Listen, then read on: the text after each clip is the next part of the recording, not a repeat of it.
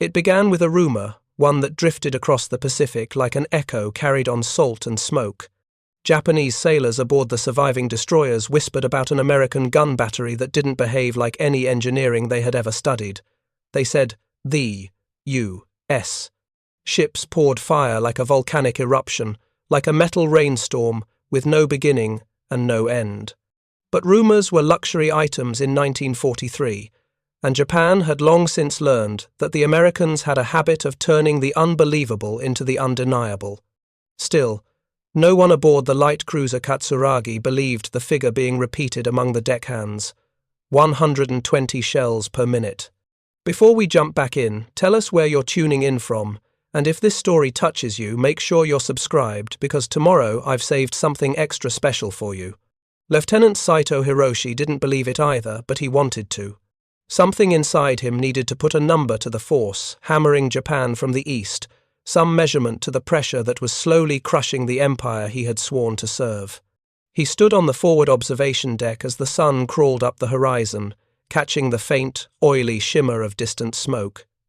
The sea was calm, too calm, the kind of calm that invited dread. His captain emerged beside him, a silent figure with a jawline permanently tightened by news from too many failing fronts.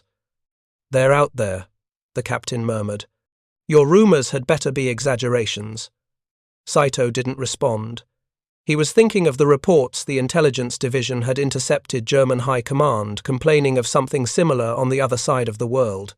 The Americans had a way of multiplying whatever resources they touched. Tanks, bombers, artillery, cargo ships that seemed to appear faster than Germany could sink them. A German advisor had once described America as a machine that never stops running, and Saito wondered whether even Germany had understood the scale of what they were up against. The sky brightened, and with it, the dread. The first shells didn't whistle, they roared, a sound like tearing sky. Saito's reflexes threw him flat to the deck as geysers of seawater shot up around the cruiser. The ship shook violently. Metal screamed. Something deep in the hull groaned like a wounded animal.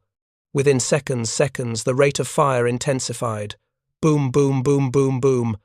Not the staggered cadence of naval engagements he'd grown accustomed to. Not the measured, deliberate firing patterns of Japanese or German naval guns. This was different. This was mechanical, relentless, monstrous. It felt less like a man firing a weapon and more like a factory exhaling destruction. A factory.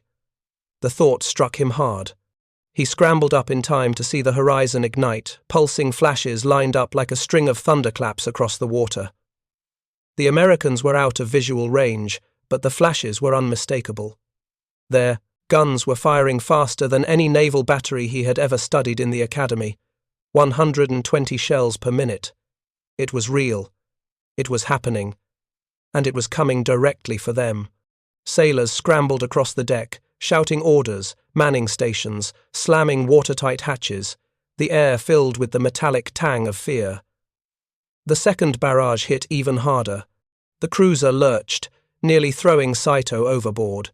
He caught himself on a railing slick with seawater that felt warmer than it should, have an unsettling reminder that friction and heat were everywhere now, even in the air.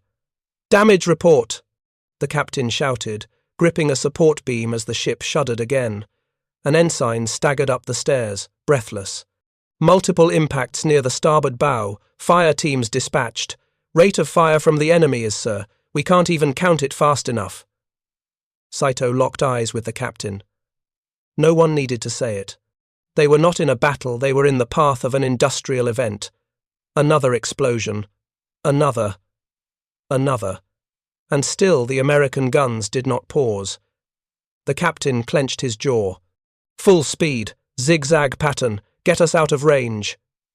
The engines roared to life, and Katsuragi leapt forward, slicing through the waves like a hunted animal. But Saito already sensed the truth. You could dodge a sniper. You could dodge a torpedo. Thousands of miles away, in a dimly lit conference room buried beneath Berlin, General Lieutenant Franz Weber spread a sheet of production figures across a long wooden table.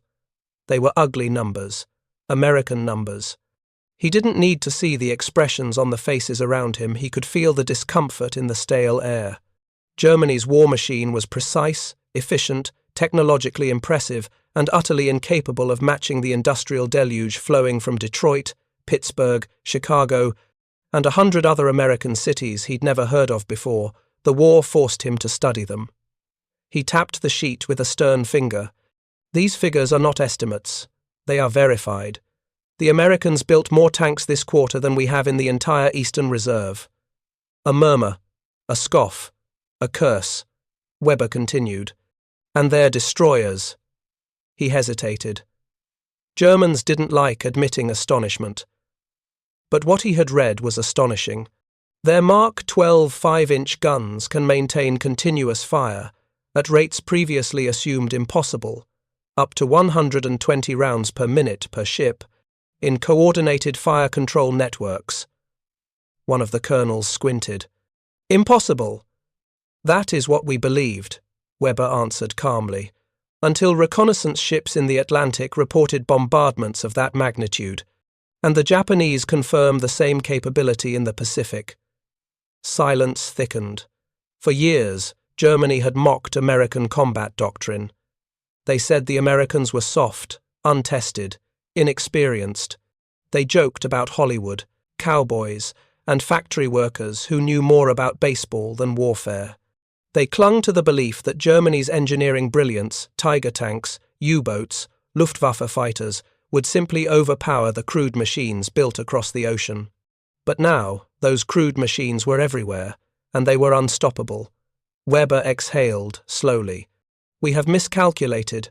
The Americans are not fighting a war. The Americans are supplying an entire world with one. A telephone rang, jarring the room. A young adjutant answered, listened, and his face drained of colour. Herr General, reports from Tunisia. More Sherman units have arrived. More than expected. Define more. Weber leaned back in his chair, suddenly exhausted. He recalled what Hitler had once said upon realizing American industrial capacity. I had no idea. No idea at all. And so would every officer in that room before long. If the Japanese were learning it on the sea, the Germans were learning it on the ground. America wasn't built like them. America was built bigger. Back in the Pacific, Saito steadied his binoculars, scanning the horizon as the cruiser tore away from the American barrage. The shell fire slackened but did not stop. It followed them like a storm cloud. The gunners aboard those distant U.S. destroyers didn't even have visual contact. They were firing based purely on radar and fire control computers. Machinery guiding machinery. A system that required neither rest nor hesitation. Preparing and narrating this story took us a lot of time, so if you are enjoying it, subscribe to our channel. It means a lot to us. Now, back to the story. On the bridge, the captain growled orders into his speaking tube. His voice cracked not from panic, but from outrage. How can they fire so fast? How do they keep barrels from overheating? Saito knew the answer, and hated it. They replace them, sir. Like automobile parts, their supply ships carry spares for almost everything. Disposable, replaceable, interchangeable. American engineering philosophy was the opposite of Japan's. Japan crafted masterpieces, finely tuned, elegant instruments of war. But the Americans? They made weapons like they made cars, quickly, cheaply, in pieces that could be swapped and replaced by crews with only basic training. And the result was devastating. A fresh wave of shells erupted behind them, pounding the sea with terrifying regularity. The ocean itself seemed to recoil. The captain gritted his teeth. If this is their destroyers, what will their battleships be like? Saito didn't answer. The truth hung between them like a noose. Night fell over North Africa like a velvet curtain of dust and smoke. Sergeant Isaac Morgan, of the U.S. 1st Armored Division, leaned against the hull of his Sherman tank, wiping grime from his face with a sleeve already too dirty to bother. He was young, but war had aged him in, ways that didn't show on skin, only in the eyes. Around him, Engines hummed as his battalion prepared for a push against the German defensive line at dawn. The desert wind carried the faint scent of oil and metal, a reminder that machines, not men, were the true giants on this battlefield. Corporal Hernandez approached with 2 tin cups of lukewarm coffee. "Heard the Krauts pulled back another kilometer," he said, handing 1 cup over. "Guess they're finally figuring out Detroit doesn't sleep." Morgan smirked. He'd never been to Detroit, but he had seen its ghost in the form of tanks pouring off ships in convoys that stretched to the horizon. "Yeah," he said, "but let's hope they take their time figuring it out." A distant rumble rolled across the dunes, German armor repositioning. Morgan swallowed hard, listening. He respected the enemy. The Tigers were monsters, steel beasts with guns that could punch through a Sherman at distances no American crew wanted to think about. But there weren't many of them, and that was the difference. If a Tiger died, Germany lost a duel. If a Sherman died, the U.S. Army called Detroit and asked for 30 more. Morgan sipped his bitter coffee. The sky glittered with cold stars. For a moment, the world felt peaceful until Hernandez spoke. "You ever think they're scared of us?" Morgan blinked. "Of us? They have better tanks." Hernandez shook his head. "Not our tanks, our numbers, our ships, our guns. Every time they knock one of us out, 2 more show up the next week." Morgan didn't respond immediately. He looked at the rows of Shermans lined up in the darkness, silhouettes like sleeping animals waiting for the sun. Maybe Hernandez was right. Maybe, for the Germans, this war had begun to feel like trying to bail out the ocean with a bucket. He stared into the desert and whispered, "Yeah, I think they're scared." He didn't know that, at that very moment, Franz Weber was saying nearly the same thing in Berlin. In the Pacific, Saito clung to the railing as the cruiser finally sailed beyond the range of the American guns. The silence afterward was eerie, heavy, like a world exhaling. Sailors emerged cautiously from below decks. Fire crews moved with urgency, hauling hoses, checking for fractures, assessing the wounds carved into the ship's once proud hull. Smoke drifted lazily into the night sky. The captain stood beside Saito, staring back toward the distant flashes still illuminating the horizon. His voice was quiet now, stripped of fury, leaving only disbelief. It was like fighting a factory.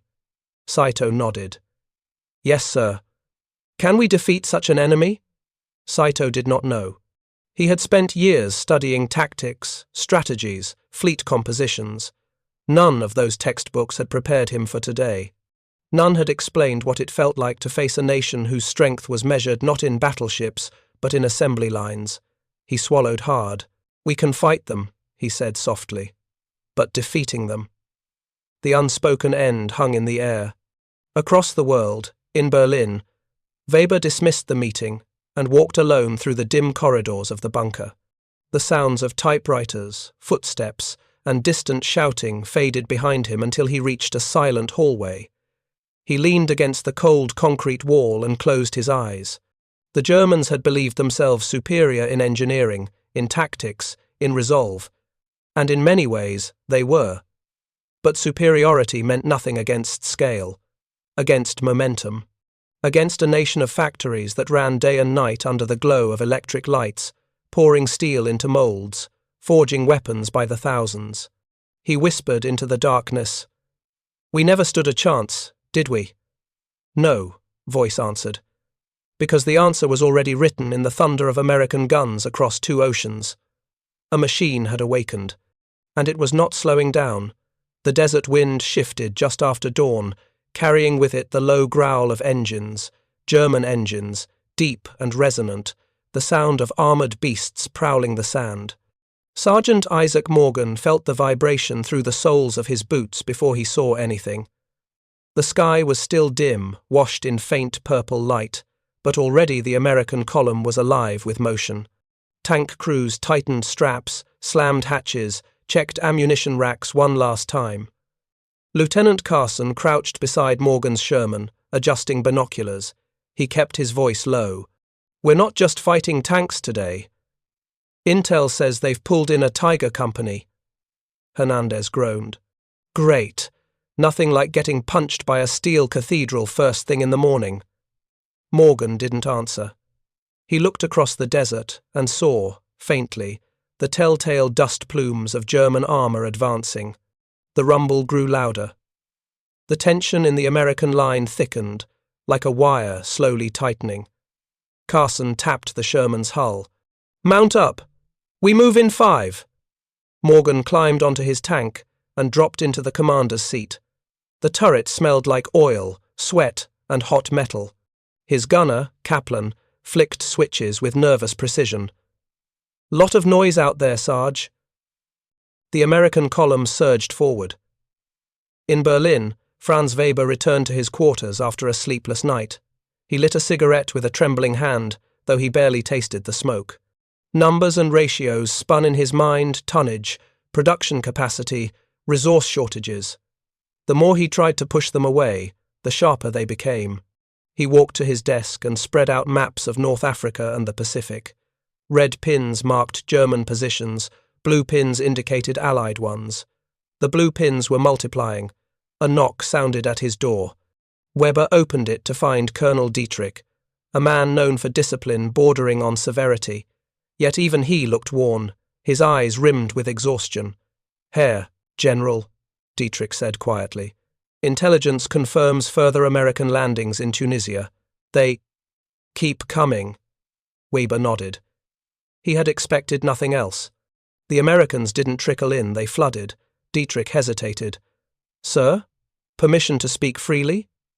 "Granted. We cannot win a war of factories." The honesty in his voice stung.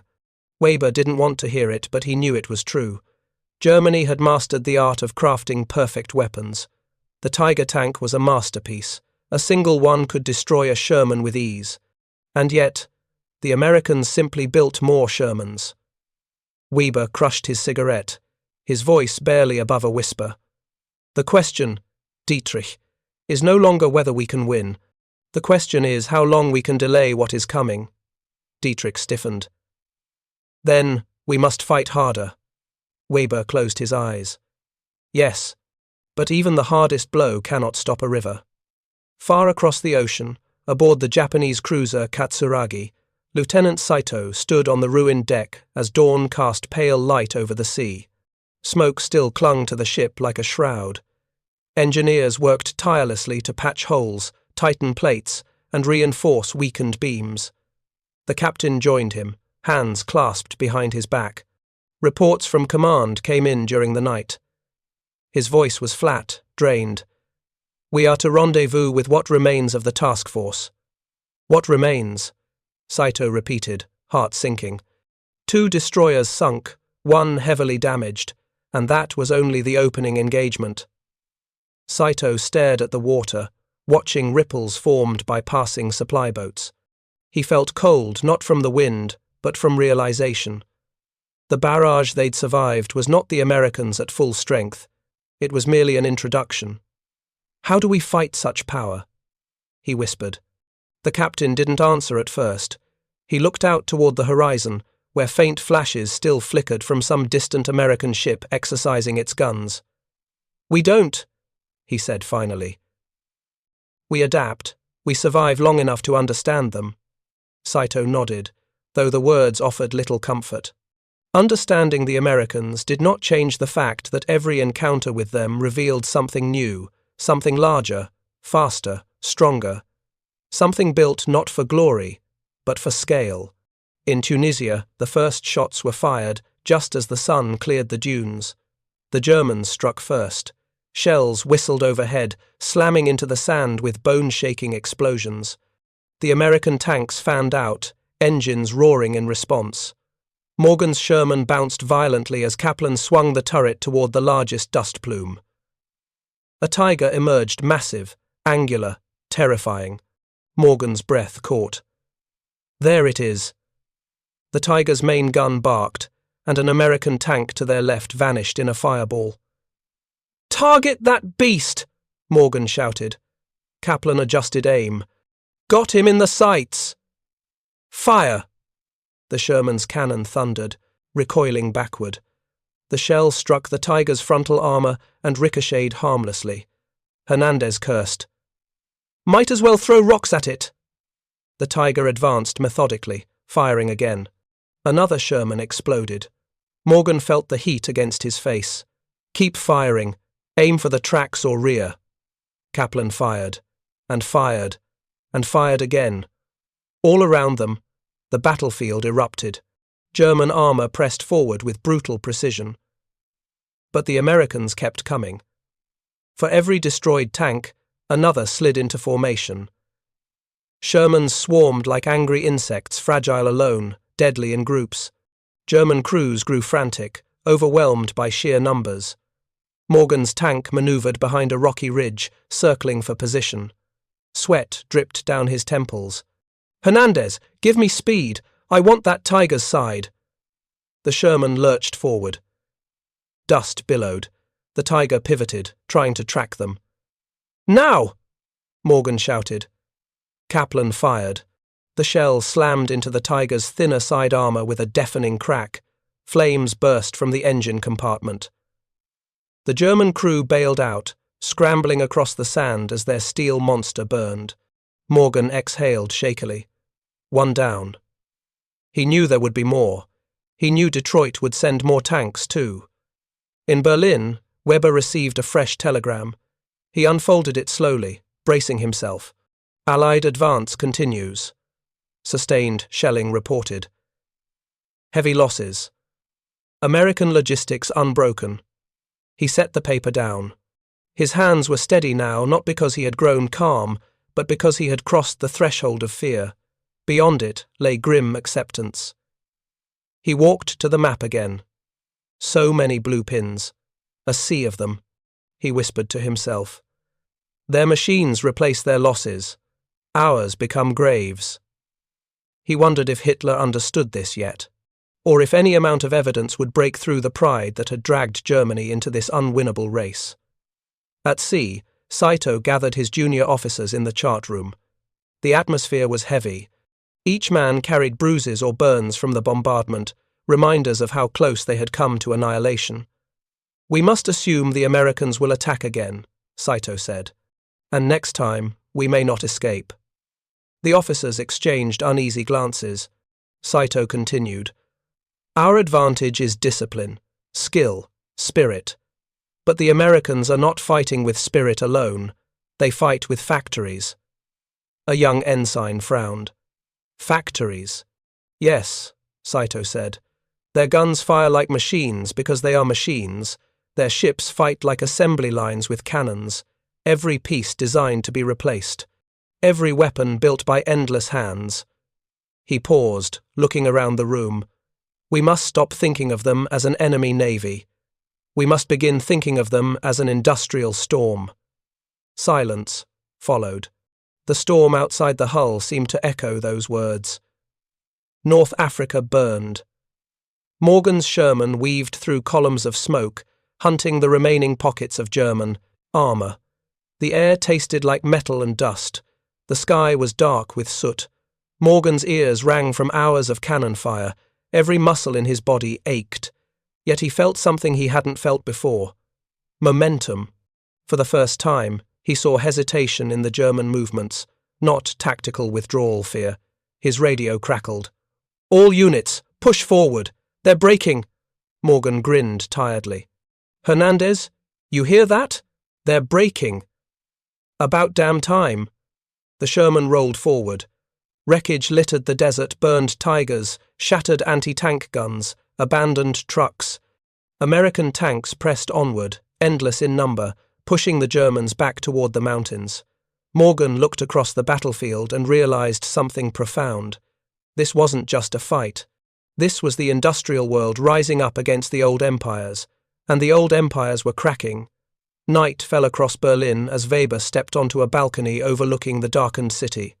Air raid sirens wailed in the distance. Allied bombers were coming. Again. Always. The city trembled under the weight of explosions. Weber watched the sky burn and thought of Detroit, Pittsburgh, and Chicago cities untouched, thriving, roaring with production. Cities whose workers slept safely, while their factories forged the metal that would decide the fate of the war. Germany was fighting against a nation that could not be starved, could not be exhausted, could not be outproduced. A nation built different. A machine. A storm. Weber closed his eyes as the bombs shook the ground beneath him. "God help us," he whispered. At sea, Saito stood on the deck of Katsuragi as another distant American bombardment lit up the night like lightning. Even from miles away, the rhythm of the guns reached them steady, mechanical, terrifying. The sound was not of men fighting, it was industry speaking, and the world was listening. Saito inhaled the salt air and whispered, "If we cannot match their machines, then we must outthink them." The captain approached quietly. "Do you believe that is possible?" Saito's jaw tightened. "We have no choice but to try." He knew the truth. The Empire of Japan and the Third Reich were not just losing battles, they were losing to an idea, to a nation whose strength lay not in a single ship or tank, but in the vast sea of factories behind them. The war had entered a new phase, a phase where machines ruled, and the country that built the most would shape the future, and America was only beginning. The desert wind chilled as dusk settled over the Tunisian frontier. The sky glowed with the last dying embers of daylight, casting long shadows across the battered ground. Sergeant Isaac Morgan leaned against the side of his Sherman, breathing hard, hands trembling from the hours of combat that refused to leave his muscles. The battlefield around him smoked like a smouldering forge, wrecks of Tigers, Panzer IVs, and armoured cars lying twisted and broken like discarded relics of an older world. Hernandez passed him a canteen. "You good, Sarge?" Morgan wiped sweat from his brow. "Yeah, just taking it in." They'd pushed the Germans farther than any of them expected. The 1st Armoured Division had been prepared for a bloodbath, for heavy losses, for the kind of grinding stalemate that chewed men down to ghosts. Instead, the Germans had finally shown something unfamiliar: hesitation, retreat, vulnerability. Not because they weren't brave or skilled, they were both. But numbers had a gravity all their own. Morgan looked across the line of Shermans, each idling in the fading light, their engines humming like a massive, unified heartbeat. Dozens, hundreds. Behind them, supply trucks unloaded ammunition. Behind those trucks came more replacement parts, more crates, more fuel. He wondered how it felt to be a German looking through binoculars and seeing this endless flow of metal rolling toward them. He wondered if it felt like the horizon itself was moving. Kaplan climbed out of the turret, stretching his sore arms. "We'll push again tomorrow, right?" Morgan nodded. "Yeah, the brass wants momentum." "Do we ever run out of tanks?" Kaplan asked half-jokingly. Morgan didn't answer immediately. The truth bubbled in his thoughts, heavy with awe. "We don't," he said finally. Hernandez laughed tiredly. "That's the American way, baby. We don't run out." They all understood, in some quiet part of their minds, that something on this battlefield had shifted, not just tactics history. In Berlin, Franz Weber moved through the War Ministry's corridor like a ghost. The lights flickered overhead, powered by a grid that strained under nightly bombings. Officers hurried past him, voices hoarse, brows furrowed, clutching dispatches that seemed to multiply every hour. A young communications officer intercepted him. "Herr General, urgent update from Tunisia." Weber braced himself. "Tell me." "Enemy armour has broken through the centre line," the officer said. "Our divisions are attempting to regroup, but reports indicate heavy artillery behind the American tanks. They say the Americans have too many. Too many."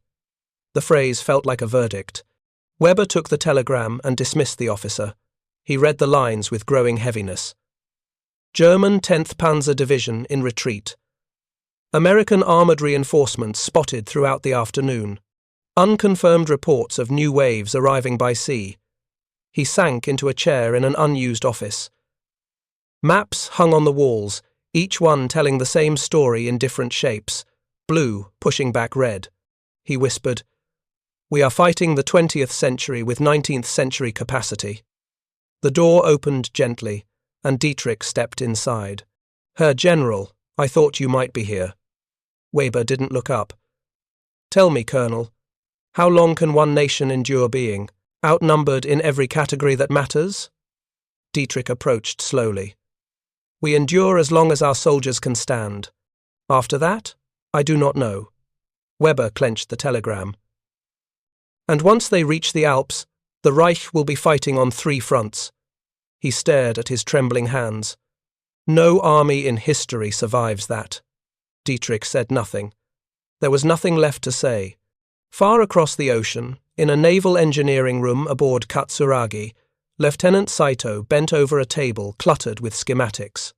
Sweat beaded at his temples as he studied damage reports, fire patterns, and range calculations from the American destroyer's earlier attack. Around him, officers whispered in low, urgent tones. It wasn't normal bombardment. No pattern. No fatigue. It's mechanical, inhuman. The captain entered, his expression drawn and serious. "Report, Lieutenant." Saito straightened, sliding the last sheet into place. "Sir, I've analyzed the bombardment. The Americans didn't fire faster because they trained harder. They fired faster because their weapons allow it. The Mark 12 guns don't behave like ours. They're engineered for sustained high-volume fire." "That much is obvious," the captain said. "What else?" Saito hesitated. "They have replacement barrels aboard the ships. Dozens. When one overheats, they simply switch it out." An officer gasped. The captain's jaw tightened. "Disposable guns," someone whispered. "No," Saito corrected. "Modular guns. Built like car parts." The captain exhaled slowly, as if releasing a truth he wished he could unlearn. "And if they can replace barrels so quickly, they can fire forever." Saito finished. The room fell silent. The officers exchanged looks of disbelief. Not fear yet, but something close. The kind of realization that slips into a man's bones and remains there forever. Saito folded his arms behind his back. "Sir, our doctrine must change. The Americans aren't simply a fleet, they're a mobile factory. Their logistics operate like arteries." The captain nodded grimly. "What do you propose?" Saito looked each officer in the eye, one by one. "We do not fight them head-on. We strike their supply lines, disable their logistics, force their machines to hunger." Another officer scoffed. "Lieutenant, what supply lines?" "Their entire nation is a supply line." Saito's silence was answer enough. Back in Tunisia, Morgan and his men dug shallow foxholes beneath the starlit sky, preparing for whatever the night might bring. The desert was quiet now, too quiet, eerie after the thunderstorm of battle. Morgan lay back in the sand, staring at the constellations. The stars looked sharper here than anywhere he'd ever seen, like tiny cold fires suspended in black water.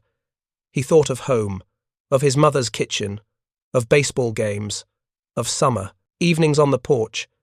Sometimes it felt like another lifetime. "You'll live." "Maybe," Hernandez muttered. "If the Tigers don't get us tomorrow." "They won't," Morgan said confidently. Hernandez raised an eyebrow.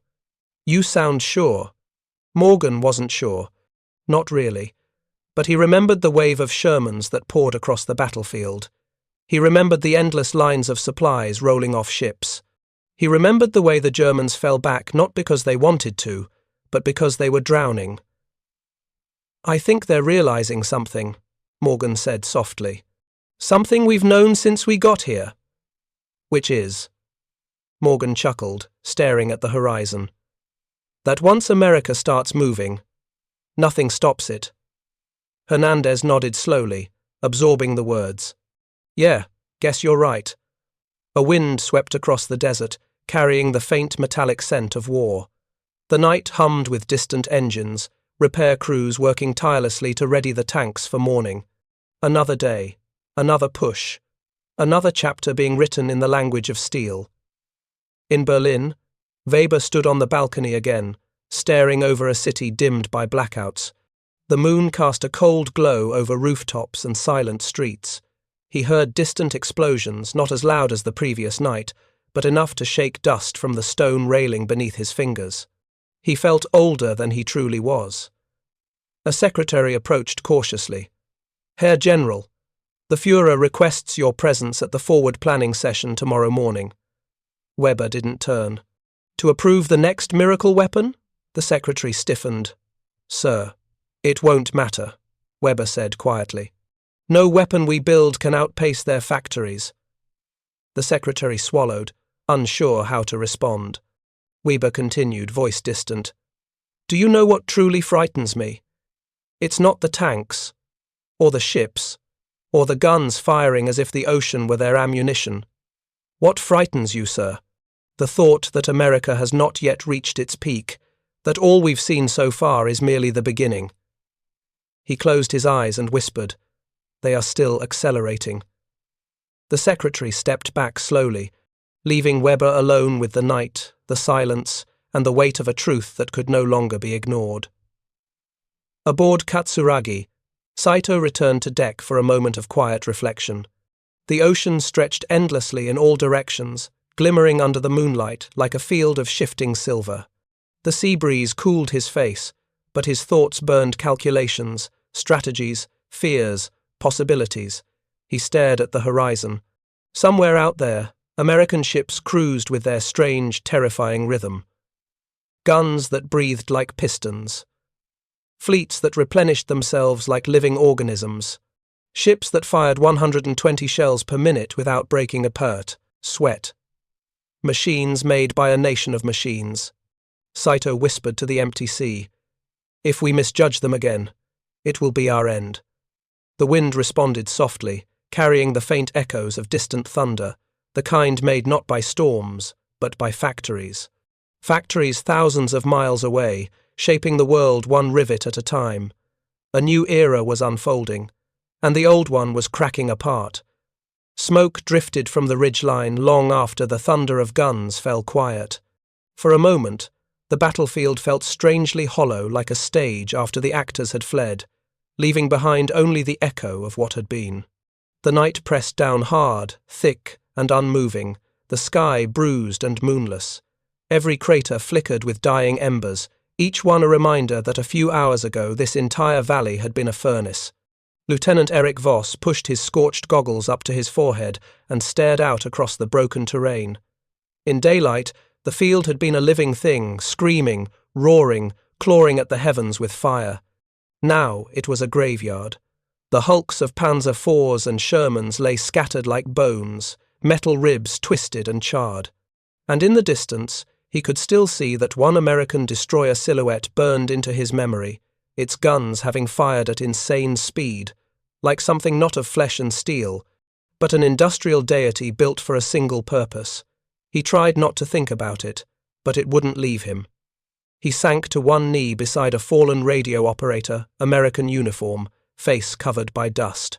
The man's hand still clutched the microphone like he had been speaking into it in his final seconds. Eric placed his own hand on the man's shoulder, a reflex born not from orders or doctrine, but from a quiet, stubborn ember of humanity that refused to go out. "Wir hätten Brüder sein können," he whispered. "We could have been brothers." Bootsteps scraped behind him. Sergeant Brandt emerged from the shadows, limping slightly, his sleeve torn open to reveal a deep graze. "Lieutenant, command's asking for survivors to regroup on the southern ridge." "How many?" Eric asked. Brandt's jaw tightened.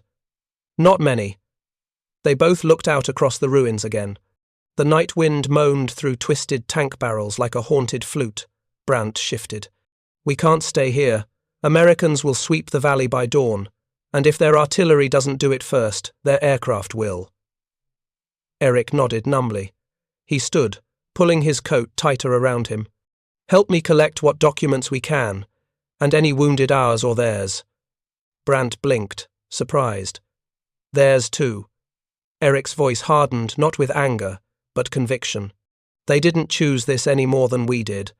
The sergeant hesitated only a second before nodding. Jawohl. Together, they moved through the wreckage. They lifted debris, pulled out soldiers still breathing, covered those who were not. They found a young American no older than 19, blood pooling under him, eyes glassy but alive. He looked at Eric with wild fear. "It's okay," Eric said softly in English. "We're getting you out." The boy whispered something Eric couldn't make out, but he recognized the tone, a mother's name. Maybe. A plea. A memory. It didn't matter. They carried him. Around them, more survivors emerged, German grenadiers with torn coats, engineers whose faces were smeared with soot, medics who had run out of bandages hours ago. It was a small procession, limping, stumbling, shivering, but alive. When they finally reached the southern ridge, the horizon glowed faintly with pre-dawn light. The forest below swayed gently, untouched for now. A single command tent flickered with lantern light. Inside, Captain Reinhardt stood hunched over a map, the lines of exhaustion etched deep into his face. His once pristine uniform was smeared with mud and oil. When Eric entered, Reinhardt raised his head, eyes weary but still sharp. "Voss," he said. "Report." Eric did. Every detail. Every casualty. Every destroyed vehicle. Every American breakthrough point. Reinhardt listened without interrupting, his thick fingers tapping the map slowly, rhythmically, like a heartbeat. When Eric finished, silence filled the room. Reinhardt exhaled. "We cannot hold this region any longer. Headquarters wants a controlled withdrawal by dusk. The Americans have overwhelming support, coming tanks, artillery, and God knows what else." "No surprise," Brandt muttered. "Their production is endless. Our objective now is survival and regrouping. We delay the enemy where we can, destroy what equipment we cannot carry, and save as many men as possible." Eric stepped forward. "What about civilians in the nearby towns? The Americans will move through them soon." "They'll be treated better by them than by us if we stay. The Americans are not the Reich." It was a quiet admission, dangerous perhaps, but undeniably true. Eric nodded slowly. "Understood. Lieutenant, I'm placing you in charge of rearguard coordination. You know these men. You know the terrain. Buy us the hours we need to evacuate." Eric swallowed. "I can do that." "I know," Reinhardt said, softer than expected. "And Voss, bring as many back as you can. Don't be a hero. Not tonight."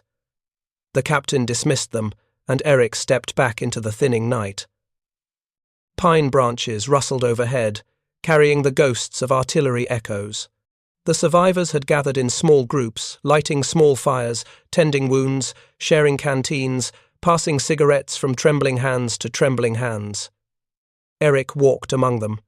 A young grenadier looked up, face pale. "Lieutenant, did we lose?" Eric paused. He thought about the valley, about the metal graveyard, about the American guns that never seemed to run out, that thundered with a rhythm Germany couldn't match, about the tanks rolling in endless waves. Finally, he knelt beside the soldier. "We lost this battle," Eric said quietly, "but we're still alive, and as long as we're alive, we keep going." The grenadier nodded faintly. Brandt approached. "Lieutenant, scouts report American units advancing from the north. We have maybe 2 hours." 2 hours? Eric's mind raced. They had wounded who could not march quickly, vehicles running low on fuel, ammunition that had to be destroyed before withdrawing, and an enemy with air superiority.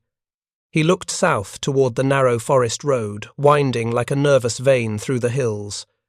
Their only route. "Brandt, prepare demolition charges at the valley entrance. Slow them down as long as possible. I'll organize the evacuation line." Brandt grinned tiredly. Finally, some fun. In the next hour, the ridge transformed into a desperate machine of motion. Soldiers lifted crates onto trucks, medics loaded stretchers, engineers wired charges across fallen logs and stone outcroppings. Officers barked orders, radios crackled with static-laced updates, and through it all, Eric moved with relentless focus. The American boy they had rescued lay on a stretcher near the truck line. A medic dabbed his forehead with a cloth. He's stable for now, she said. But moving him might— He goes with us, Eric said firmly. He's under my command now. The medic didn't argue. By the time the sky brightened fully, frost glittering on every leaf and helmet, the column was ready. Lieutenant, Brandt called. Charges set. When do we blow them? Eric scanned the horizon. A distant rumble shook the air. American armor, closer with every second. He inhaled cold mountain air, then nodded. Now. Brandt's thumb pressed the detonator. The earth convulsed. Fire and dust erupted from the valley entrance like the mountain itself had roared in defiance. Rocks, trees, and shattered metal crashed into a massive barrier, sealing the narrow pass. For a few precious minutes, maybe more, the Americans would be forced to halt. Move! Eric shouted. All trucks, roll out! Engines groaned to life. Treads churned dirt. Boots thudded in a ragged cadence.